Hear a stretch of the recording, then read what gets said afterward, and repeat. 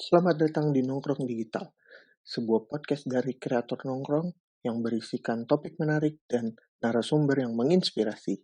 Bersama gue Irsan 56, so stay tuned. Halo para Smart Netizen. Smart Netizen. Halo Smart Netizen, kembali lagi di Nongkrong Digital. Kali ini kedatangan tamu dari orang yang sangat-sangat jauh karena dia sudah menjelajah Indonesia, udah melanglang buana ke ASEAN juga. Di sini ada ini Mas Abi. Hai.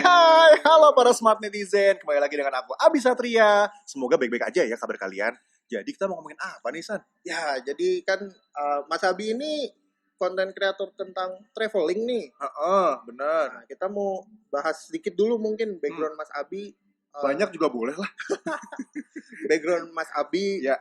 tentang bisa jadi konten kreator traveling sekilas gitu. Karena buat teman-teman yang belum kenal, yang belum tahu, ya, jadi nggak canggung atau nggak bingung siapa sih ini Mas Abi gitu. Oke, siap. Jadi Smart Netizen. Smart Netizen. Kalau misalkan bagi kalian yang belum kenal nih siapa aku, jadi aku emang content creator untuk yang travel gitu. Kalau tanya tadi awal mulanya ya? Iya. Awal mulanya. Mungkin karena aku suka jalan-jalan kali ya. Hobi ya? Hobi ya? Tapi sebenarnya ini kecemplung sih sebenarnya. Kecemplung Karena aku dulu bikin kontennya bukan demi cuan ya. Karena waktu itu asal iseng aja bikin konten buat biar punya mengisi waktu luang bisa jadi dan juga kayak pengen punya manfaat, nggak cuma hidup mati selesai gitu. Luar biasa loh. Itu tinggi banget ya kayaknya ngomongnya. Tinggi banget, luar biasa sekali. tapi dulu emang panutanku. Gitu. Tapi emang dulu aku juga mikirnya gitu, kayak ada unsur sebenarnya aku kayak kena dapat hidayah kalau misalnya dibilang gitu. Dulu tuh sempat kepikiran ini kalau misalkan gue abis ini mati udah gitu aja. Terus akhirnya kepikiran, kenapa nggak bikin konten? Kenapa nggak bikin video di-upload ke YouTube? Iya. Sampai gue mati pun nanti kalaupun video gue bermanfaat buat orang lain, itu bakal jadi pahala yang tak putus. Karena kan ilmu yang bermanfaat, insya Allah ya. Insya Allah. Ilmu yang terus bisa dimanfaatkan oleh orang banyak, dan lain sebagainya. Akhirnya gue bikinlah channel Ini YouTube Ini Mas Abi. Jadi itu tadi sekilas tentang Ini Mas Abi. Nah, kita mau bahas ini nih Mas. Sebenarnya kita tarik lagi ke depan, ke 2020 nih. Berhadapan dengan seperti yang kita tahu, semua pandemi COVID-19 ini banyak sekali lah tantangan, challenge, dan pembiasaan baru. Betul. Salah satu sektor yang kena pembiasaan baru kan traveling nih Mas. Kena banget. Apalagi itu kan hobinya Mas Abi nih. Nah, saya lihat nih sempet jalan-jalan by the way nih pas PSBB transisi. Gimana nih ceritanya nih? Ya, jadi sebenarnya itu bukan jalan-jalan ya, itu bekerja. Perjalanan dinas. Perjalanan dinas. Oke. Karena kan dari Pak Jokowi selaku presiden kita kan sudah menginformasikan sebenarnya kan pas sebelum PSBB transisi ya, bahwa semuanya mulai dari bekerja, beribadah dari rumah saja untuk memutus rantai penyebaran COVID-19 di pandemi saat ini. Tapi ketika sekarang sudah masuk ke masa PSBB transisi, sebelum akhir nanti bisa kita benar-benar adaptasi kenormalan baru atau adaptasi kebiasaan baru, itu kan sudah mulai diperbolehkan untuk berpergian keluar. Tapi ya benar-benar balik lagi, bepergian keluar bukan untuk liburan, tapi untuk bekerja. Nah kebetulan kalau kemarin itu aku sempat bekerja untuk ke daerah terpencil, sebenarnya daerah 3T, terluar, terdepan, tertinggal. Daerah mana tuh? Itu daerah Morotai. Pulau Morotai. Yang didatengin di Pulau Morotai. Pulau Morotai, Desa Nakamura. Itu dan itu pun juga nggak mudah sih. Ini sedikit cerita ya. Jadi dari sini harus naik pesawat sampai Ternate 3,5 jam. Dari Ternate harus naik kapal 1,5 jam nyebrang. Terus naik mobil lagi 5 jam. Terus habis itu naik kapal lagi. Baru sampai di Morotai. Nah itu aku kemarin bekerja untuk melihat di sana sebenarnya kondisinya internet di sana tuh seperti apa saat ini. Setelah dari Kementerian Kominfo dan Bakti membangun BTS dan menghadirkan sinyal untuk para warga di sana yang tadinya terisolir, tidak ada sinyal sama sekali. Nah itu kan aku bekerja, bukan sekedar cuma buat jalan-jalan. Asalkan menerapkan protokol kesehatan, sebenarnya it's okay untuk keluar untuk bekerja, untuk bisa tetap roda perekonomian di Indonesia ini juga bisa tetap berjalan kan, bergerak, betul. Karena ya dari Pak Presiden juga kan kemarin juga sempat bilang bahwa kita harus tetap menjaga kesehatan untuk tidak bisa, jangan sampai Indonesia ini jadi episode baru penularan COVID segala macam, tapi ekonomi juga jangan sampai mati gitu kan. Harus diseimbangkan, makanya kita harus mengikuti protokol kesehatan. Intinya itu. Betul. Jadi ya akhirnya udah bisa keluar lagi sih aku. Cuman ngomong-ngomong protokol kesehatan nih. Kan setiap kali naik kendaraan atau moda transportasi ini ada macam-macam nih protokol kesehatannya nih. Di lapangan penerapan protokol kesehatan yang Mas Abi lihat, observasi di sana tuh kayak gimana gitu Mas? Penerapannya apakah cukup bagus, cukup disiplin, atau masih ada yang kayak acuh gitu, atau apa gitu mungkin? Kalau yang aku lihat ya saat ini, jadi dari kemarin yang aku ke Morotai itu minggu lalu, sebenarnya aku 2 minggu ini ya ke Morotai sama ke Medan, itu sama perjalanan dinas juga. Dari mulai Jakarta itu memang kita udah benar-benar sebelum masuk ke pesawat kita harus tes kesehatan. Tes kesehatannya itu rapid test. Ya, cek apakah kita reaktif atau enggak. Kalau misalkan kita non reaktif, kita bisa melanjutkan perjalanan. Kalau tidak boleh. Kita harus isolasi mandiri dulu dan duit juga tiket hangus. Tak bisa di-refund. Tapi ada beberapa yang bisa di-refund. Nah, tergantung maskapai dan cara kita. Sebenarnya bisa di-refund semua sih kalau misalkan ini. Tapi itu pembahasan lain ya. Pembahasan lain. Jadi kalau soal protokol kesehatan ada rapid test, terus untuk kapasitas juga dibatasi kan, maksimal tuh 50 sampai dengan 70%. Kemarin pesawat aku naik dari Jakarta ke Ternate, itu kan ekonomi ya, saya kan warga biasa ekonomi gitu. Baiklah. Biasanya kan ada lorong kanan kiri itu kan ekonomi, kursinya 3 baris. Yang tengah-tengah dikosongin, dan yang belakang itu nggak saya penuh, jadi benar-benar cuma 50% aja. Masuk pesawat, keluar pesawat benar-benar diatur sebagian-sebagian per berapa row. Biar nggak rebutan. Dan sampai di sana pun di naik kapal, naik mobil segala macam itu mereka dari warga desa setempat, warga lokal sana itu betul-betul memperhatikan protokol kesehatan karena mereka itu kayak ya udah sadar, bahkan kayak mereka tahu bahwa kita dari di Jakarta kita harus benar-benar jaga gitu kan. Ngomongin soal protokol kesehatan yang di daerah, kita sampai ke Morotai, padahal di Jakarta kita udah tes. Di Morotai kita tes lagi. Pas nyampe di ininya, di bandaranya Morotai, juga. Di bandara dicek pakai e-hak, aplikasi dari Kementerian Kesehatan gitu. Dan di Morotainya kita juga cek juga, tes lagi, rapid lagi. Gitu. Benar-benar gitu terus. Benar-benar kalau menurut aku penerapannya tepat gitu ya. Tepat dan ketat. Betul sekali. I see. Berarti berdasarkan informasi protokol yang ada dan penerapannya sudah diserap masyarakat dengan baik ya. Ya, betul. Oke. Terus selama di sana warga desa segala macam mereka juga menerapkan PSBB dengan baik, dengan disiplin. Kalau di sana aku justru bahkan agak heran sih di warga desa di sana, warga setempat lokal di sana justru malah menurutku lebih aware dan lebih sadar akan bahaya COVID dan mereka benar-benar menerapkan protokol kesehatan. Justru malah jauh lebih baik daripada orang-orang di Jakarta. Oh gitu. Iya, menurutku gitu. Jadi mereka lebih disiplin malah. Oh gitu. Gitu. Oke. I see. Justru malah terbalik ya, yang sorry to say, ibaratnya dibilang harusnya kan Jakarta yang dimana pusatnya menjadi contoh, tapi ternyata di sana lebih disiplin. Iya.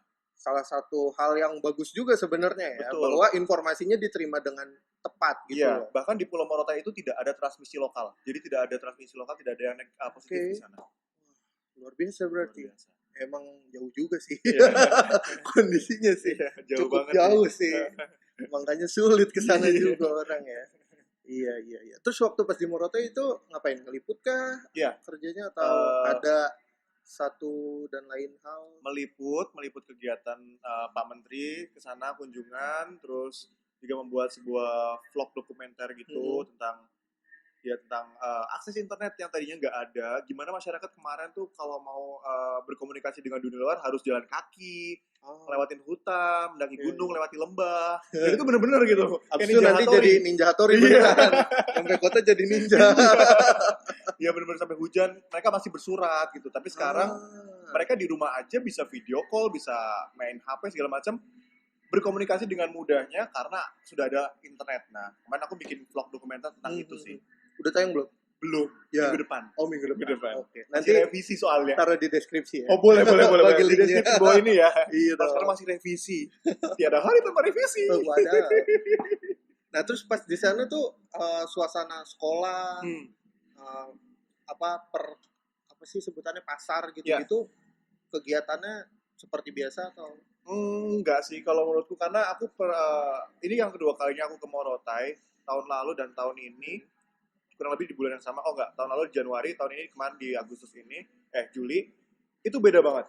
Oke, bedanya adalah mereka jauh lebih mengurangi aktivitas di luar rumah. Jadi yang sebelumnya aku lihat Morotai itu sepi, sekarang sepi banget. Waduh, kayak kota hampir mati. Saking sepinya di rumah gitu ya kan? Tapi masih ada aktivitas. Cuman mereka benar-benar kayak yang tadi aku bilang, mereka sadar akan protokol kesehatan. Jadi mereka mengurangi kegiatan di luar rumah mereka itu. Gitu. I see. Berarti emang benar-benar nyampe informasinya sampai sana ya, dan diterapkan dengan baik. Nah, terus pas baliknya pun semua protokol dijalankan dengan tepat dan disiplin. Nah, ini by the way nih ya, kan sempat lihat nih, katanya di jagat media Twitter sih waktu itu ada salah satu tokoh bilang katanya ada maskapai yang nggak menerapkan itu. Kondisinya ya juga penerbangannya yang cukup rame dari timur ke Jakarta.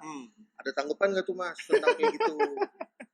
Ya, jadi sebenarnya kalau masalah tanggapan itu kan peraturan tentang kapasitas suatu angkutan umum maksimum adalah 50 sampai dengan 70%, itu kan dari pemerintah melalui Kementerian Perhubungan dan sebagainya ya. Nah, kalau untuk ada maskapai yang tidak menerapkan itu, menurut aku pribadi itu selain menyalahi aturan, karena aku sendiri jujur kalau misalkan naik pesawat ternyata seperti itu, ternyata tidak menerapkan aturan yang diterapkan oleh pemerintah itu, aku malah jadi worried sendiri. Aku nggak aman, aku merasa nggak aman. Walaupun tiketnya murah, tapi jadi was-was dong, buat apa kita bepergian, tapi keselamatan kita benar-benar terancam gitu. Dan kalau untuk maskapainya, ya maskapai apapun itu, warna apapun itu, biru, hijau, atau merah, dan lain-lainnya. Ya memang betul, yang namanya untuk mengurangi kerugian karena kekosongan kursi, terus akhirnya masuk-masukin gitu, tapi sebaiknya kita sama-sama mikirin lah bahwa ini nggak cuma soal ekonomi, tapi ini soal kemanusiaan dan juga keselamatan kita semua yang ada di Indonesia ini gitu. Tuh, itu dia tadi. Nah, ini ngomong-ngomong kita masih ngebahas seputar traveling nih. Mas Abi tuh sebenarnya udah kemana aja sih selama jadi content creator? Kalau saya lihat nih dari vlog, story dan lain-lain, itu cukup panjang loh kalau diukur dengan pita gitu. Oh gitu ya. Pitanya pita apa nih? Pita lebar atau pita cacing pita nih lo? Tergantung kondisi. Kalau aku mau ngomong Indonesia aja sih paling. Kalau Indonesia itu aku udah berkeliling benar-benar dari ujung Sabang sampai Merauke. Dari ujung timur sampai ujung barat sudah semua. Jadi ya alhamdulillah sudah selesai keliling Indonesianya. Kalau keluar negeri sih belum keliling dunia ya, karena tiketnya mahal. Tidak ada waktu. Bukan cuma tidak ada waktu, tidak ada sponsor. Jadi siapa tahu nanti ada sponsor, boleh lah. Ya, boleh lah. Ke podcast ini dulu aja. Boleh. Benar-benar siapa tahu ada product placement di sini ya, di podcast ini ya. Amin. Ada adlibs kan lumayan kan. Amin. Jadi itu sih kalau aku keliling Indonesia sudah semua dari Sabang sampai Merauke. Waktu itu dari Sabang sampai Merauke itu lagi emang bikin konten atau ada ikut juga dari perjalanan dinas juga apa gimana? Ya, kalau waktu itu beruntung sih sebenarnya. Aku beruntung karena mungkin dari total keliling Indonesia dari Sabang sampai Merauke yang benar-benar uang pribadi itu cuma 30% ya. 30%. 30% ya. 70% ya ngikut orang. Jadi kayak aku ada undangan narasumber atau aku undangan jadi MC moderator gitu-gitu, dan kebetulan ke daerah-daerah yang belum pernah aku kunjungin, daerah 3T, bahkan salah satunya kemarin yang terakhir di bulan Desember ke Merauke. Pas banget kan jadi narasumber di sana. Ya udah sekalian dong eksplorasi sana gitu. Luar biasa. Nah, kalau kayak gitu destinasi Indonesia yang paling pengen didatengin lagi destinasi Indonesia yang paling pengen didatengin lagi. Setelah pandemi nih, tapi Setelah pandemi lewat ya. Setelah pandemi lewat kayaknya oke, gue harus kesini nih duluan nih gitu. Oke. Sebenarnya deket sih. Apa tuh? Bandung. Kenapa Bandung? Bandung deket sekali. Kan destinasi Indonesia dimanapun kan. Iya sih, dimanapun. Sebenarnya Bandung pertama murah, sana dekat. Ya, dan adem, dan kemana-mana aksesnya bisa. Aku suka gunung, jadi di sana kan enak buat ke Lembang gitu-gitu. Tapi kalau di luar Jawa yang pengen banget aku datengin lagi itu di daerah Morotai. Morotai lagi. Ya. Kenapa tuh? Karena di Morotai, wah, kalau kamu lihat ya, memang aksesnya tuh sulit banget. Sulit sekali. Sampai dengan ke Morotai aja kemarin aku bisa berapa jam tuh? Lebih dari 1 hari, 1 malam sampai dengan sana. Tapi pantainya benar-benar indah banget. Itu dekat sama benar-benar di ujung atas Indonesia kan. Dekat sama Pasifik. Iya, arah ke Filipina sana, lebih dekat ke Filipina daripada ke Jakarta malah. Iyalah, betul. Dan di sana tuh pantainya benar-benar oke, bawah lautnya oke. Harganya masih termasuk murah di sana, terjangkau, dan warga lokalnya tuh ramah-ramah. Itu sih. Karena menurut aku yang bikin kangen tidak cuma destinasinya, tapi juga warganya, keramahannya, warga lokalnya. Betul. Ya. Dan ikannya enak-enak. Oh, iya.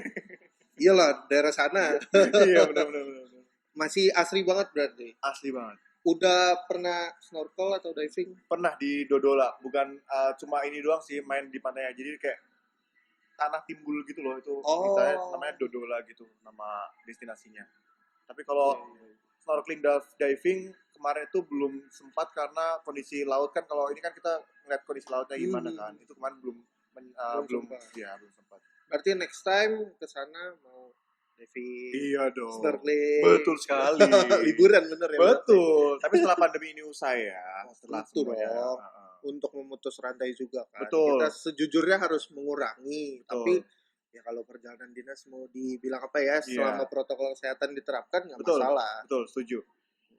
Nah, kalau tadi kan tempat destinasi favorit nih. Tempat yang nggak bisa dilupain, Mas. Wow, tempat yang nggak bisa dilupain ya. Yang kayak oke lah, gue mungkin nanti aja lah ke sana lagi nggak apa-apa. Tapi selama perjalanan atau ada kejadian yang nggak bisa dilupain di situ. Kalau itu paling menurutku Merauke. Kenapa Merauke? Karena paling jauh. Karena paling timur. Dan enggak sih, aku dari dulu pas aku kecil, aku inget banget waktu pas aku TK terus ke SD, aku tuh benar-benar terngiang-ngiang dengan nyanyian dari Sabang sampai Merauke. Iya. Itu benar-benar bikin aku kayak terobsesi gitu untuk aku mau ke timur, aku mau ke Indonesia paling ujung timur dan lihat langsung perbatasan dengan Papua Nugini. Iya. Nah, itu kejadian kan? Lihat tuh di story itu. Sampai itu ke sana. Dan itu yang paling nggak terlupakan sih, karena akhirnya aku bisa benar-benar ya udah ada di kota paling ujung timur Indonesia dan bisa ke perbatasan gitu-gitu tuh menyenangkan dan tidak terlupakan, dan ingin balik lagi ke sana sih. Walaupun susah. Jauh sekali ya, mahal sekali. Kalau tanpa sponsor, aduh jangan. Tapi waktu itu perjalanan ke Merauke itu satu kali flight apa ada transit? Seingatku waktu transit deh. Transit ya. Jadi dari Jakarta itu mampir dulu ke Makassar, dari Makassar ke Jayapura, dari Jayapura ganti pesawat baru ke Merauke. 3 kali ganti? 3 kali, bukan. 3 kali transit? 3 kali transit. Kalau yang di Makassar nggak turun pesawat. Jadi satu pesawat yang sama tapi berhenti bentar, narik penumpang. Kenetnya berhenti dulu katanya. Iya, ngetem dulu, benar banget. Ngetem dulu ya. Iya. Menarik sekali Merauke. Fun fact nih ya, Mas. Ya. Aku kelahiran Papua. Oh iya? Iya, aku di Sorong. Sorong. Kayak pintu ya ada tulisannya ya, Sorong. Dorong. Oh, Dorong. Oh, jadi kamu kelahiran Sorong tuh ternyata? Iya, kelahiran Sorong 95. Oh, wow. Jadi kalau ini cerita dikit, mamah itu dinas pegawai negeri waktu itu dari 93 kalau nggak salah. 93. Terus kita 5 tahun di sana sampai sebelum kerusuhan 98. Kalau dulu cerita dari almarhum papa, dia bilang kita ini tuh keluarga kelompok terakhir yang terbang ke Jawa. Oh, ya, katanya gitu. Soalnya dulu sempet denger juga nih waktu kecil ya ada sharing cerita tentang kerusuhan di sana kan. Kita ini tuh sampai diselundupin untuk bisa nyebrang ke Makassar. Oh itu kaget tuh karena kan ya kita masih kecil banget gitu, belum 3 tahun waktu itu. Back in the days lah. Dan sayang banget gak banyak memori yang diingat karena masih kecil banget. Cuman lihat dari foto ini di mana nggak tahu gitu. Iya. Kayak gitu. Jadi sejujurnya pengen sih ke Tanah Papua lagi. Pengen ya. Semoga ada lah ya. Ada lah sponsornya lah ya. Kesempatannya aja dulu. Kesempatan bener. Tinggal pilih kan. Mau apa enggak? Mau oke berangkat. Kayak gitu. Terus kita bahas tadi hal menarik udah. Hal tak terlupakan udah. Iya. Kejadian unik Mas. Kejadian unik. Selama jadi konten kreator boleh di-share atau selama traveling kejadian uniknya apa? Kalau kejadian unik itu paling ini. Jadi aku pernah ke suatu daerah.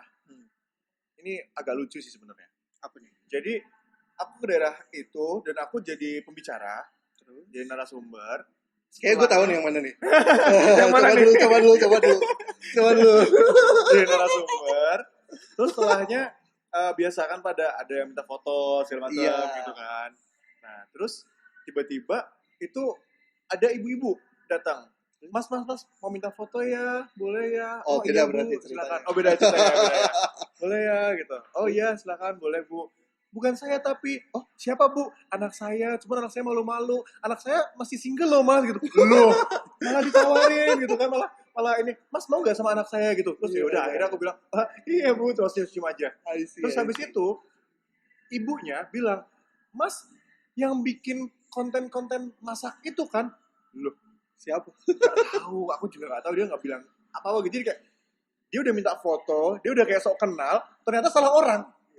Ternyata yang dia maksud YouTubernya tuh beda YouTuber gitu. Iya.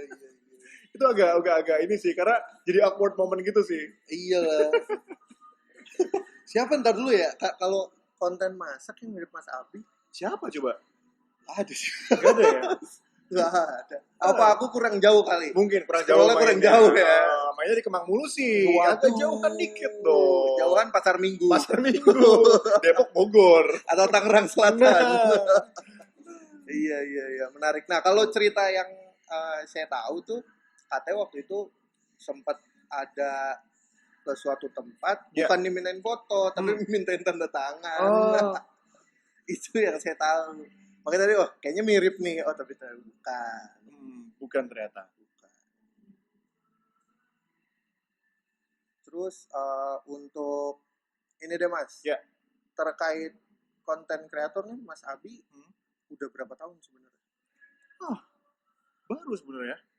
Baru banget. Ya nggak baru banget sih, udah 2017 awal bikin YouTube. 3 tahun ya? 3 tahun ya? Lumayan. Ya kurang lebih 3 tahun. Baru 3 tahunan sih. Nah, selama 3 tahun, apa aja sih achievement yang menurut Mas Abi nih, inilah achievement setelah ini gitu. Setelah bersusah-susah, berkeringat, begadang untuk mengedit video dan lain-lain. Kalau achievement ya, kayaknya mungkin kepuasan batin tersendiri ketika aku bisa bikin video dan bisa orang lain tuh berterima kasih di komen. Mas, makasih ya karena video Mas saya sekarang bisa tahu cara naik pesawat seperti apa. Ada yang kayak gitu? Iya, karena aku waktu itu bikin konten tutorial cara naik pesawat. Nah, jadi mungkin menurutku achievementku adalah yaitu ketika ada orang komen dan komennya itu positif dan merasa terbantu akan video yang aku buat, itu aku merasa itu sebuah achievement yang wah ini bikin aku senang gitu. Sesimpel itu sih kalau aku sebenarnya kalau achievementnya. Luar biasa sekali Mas Abi. Ada lagi achievement yang menurut Mas Abi kayak ini achievement tertinggi Kak? Bukan maksud sombong tapi ini untuk memotivasi, siapa tahu masih ada yang struggling, mencoba kesana kesini. Iya. Bisa ngelihat prestasi dari seseorang kan bisa jadi motivasi baru gitu. Betul. Paling kalau ditanyain kayak gitu, paling soal yang keliling Indonesia. Karena dari kecil emang pengen banget keliling Indonesia sebelum bisa keliling dunia gitu. Dan akhirnya di 2018 bisa keliling Indonesia, 2019. Dari Sabang sampai Merauke, dan itu kayak, wah ini gue berhasil nih sampai ini. Selain yang paling apa ya, aku ya itu yang terpilih jadi YouTube Creator for Change. Oh iya 2018 Thailand itu ya waktu betul, itu ya. yang bersama Gita Savitri, Cameo Project, Ayo Mikir, Kitabisa.com dan beberapa Kitabisa.com, terus apa lagi ya? VGGNX itu. Yang mewakili juga ya. Yang mewakili Indonesia buat jadi konten kreator baik yang terpilih oleh YouTube Global dan UNDP gitu sih. Luar biasa. Tapi sebenarnya aku pikir achievement itu bukan segalanya.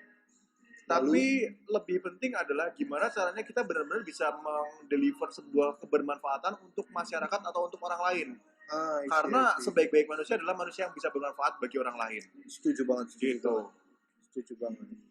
Nah, mungkin terakhir kali ini ya Mas, ada tips, trik untuk membuat konten sambil traveling atau traveling sambil membuat konten. Oke. Kalau tipsnya adalah, bagi teman-teman semua mungkin yang baru memulai atau mau mulai konten travel atau apapun itu, kalian jangan pernah melihat segala sesuatunya dari sudut pandang uang atau sebuah nominal. Memang betul kalau misalkan kalian traveling bisa mendapatkan uang, bisa mendapatkan kebahagiaan, jalan-jalan segala macam, tapi uang bukanlah segalanya. Bagi kalian yang baru memulai, lihatlah sebuah kesempatan itu sebagai memang kesempatan emas, karena semua yang datang ke kita itu nggak ada yang kebetulan. Semua yang terjadi sama kita itu pasti ada alasannya yang kuat. Jadi walaupun apapun yang datang ke kita atau apapun yang ada di depan kita tidak bernilai rupiah, tidak bernilai nominal uang, ambil aja, gunakan kesempatan itu. Dengan begitu kalian bisa membuat konten travel yang lebih baik, karena motivasinya bukan cuma sekedar uang, tapi gimana caranya membuat konten yang bermanfaat, menghibur, dan edukatif buat masyarakat juga gitu. Betul banget. Gitu sih paling. Setuju. Ada lagi nih? Itu doang, yakin? Boleh deh. Kalau kalian mau bikin travel channel atau apa, yang paling penting adalah kalian percaya diri. Jangan lupa juga risetnya. Jadi kalau misalkan kalian mau mengatakan atau mengucapkan sesuatu di depan kamera, memberikan informasi ke banyak orang, jangan lupa untuk benar-benar riset sebelum kalian bicara. Percaya diri, improvisasi, dan perbanyak kosakata dan pembendaharaan kata. Jadi ketika kalian berbicara di depan umum, berbicara di depan kamera, kalian bisa berimprovisasi dan menggunakan kata-kata yang kalian miliki sebaik mungkin tanpa menggunakan kata-kata yang salah dan akhirnya bermakna ganda atau bahkan bermakna salah bagi orang yang mendengarkannya. Itu bagus banget tuh untuk tips eksekusinya tuh. Betul. Ngomong di depan kamera, improvisasi dan lain-lainnya. Betul.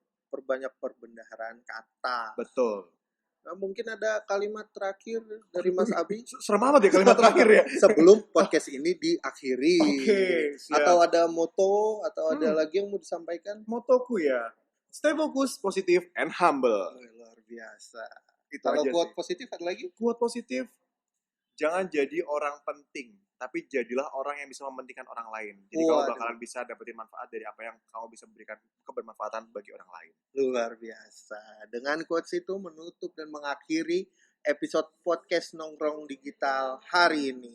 Terima kasih untuk Smart Netizen yang sudah mendengarkan dari awal sampai habis. Dan jangan lupa untuk di like, comment, dan subscribe. Share juga video ini ke seluruh sosial media kalian. Dan tungguin konten-konten baru dan fresh dari teman-teman kreator nongkrong. Jadi harus di-subscribe supaya nggak ketinggalan. Follow Instagramnya. Follow Instagram di @kreatornongkrongofficial. Dan follow juga @inimasabi. Betul, dan Instagramnya Irsan apa dah aku lupa. @irsan56. @irsan56. Kalau mau DM ke Instagram nggak masalah? Boleh. Oke, luar biasa. Humble sekali ini narasumber kita malam ini. Oke, akhir kata saya Irsan56 undur diri dan saya Abi Satria. Sampai jumpa Smart Netizen. Terima kasih. Bye.